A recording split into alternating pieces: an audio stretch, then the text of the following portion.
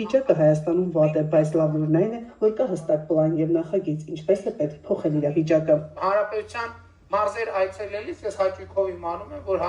մարզերում կան ուսուցիչներ արդեն, որ 500,000 դրամ աշխատավարձ են ստանում, 450,000, 400,000 դրամ, բայց սա չի նշանակում, որ մենք հասել ենք մեր երազանքին, որովհետև մենք պայմանավորվել ենք, որ ատեստացիաները կամավոր պետք է որոշակի շրջափուլով կրկնվեն։ Ինչ դեր կունենա ակադեմիական քաղաքը Հայաստանի կրթական էկոհամակարգի վերափոխման եւ երիտասարդ մասնագետների ներուժի լիարժեք իրացման գործում, վարչապետին ուղղված հաջորդ հարցն է։ Երկրի ղեկավարի խոսքով ակադեմիական քաղաքը պետք է լինի Հայաստանի ռազմավարական զարգացման ակսելերացիոն կենտրոն։ Ակադեմիական քաղաքի կարևոր առանձնահատկություններից մեկը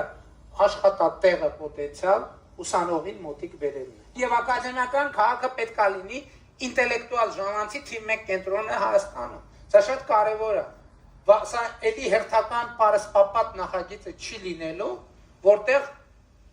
ելումուտ ունեն նրանք, ովքեր այդտեղ կամ ուսանող են կամ դասախոս են։ Ամփոփելով խոսքը վարչապետ Փաշինյանը ընդգծեց, ակադեմիական քաղաքը բոլորովին այլ դրամաբանության նախագիծ է, որպեսզի եւ ուսանողները եւ դասախոսները այնտեղ լիարժեք ապրելու, գործելու հնարավորություն ունենան։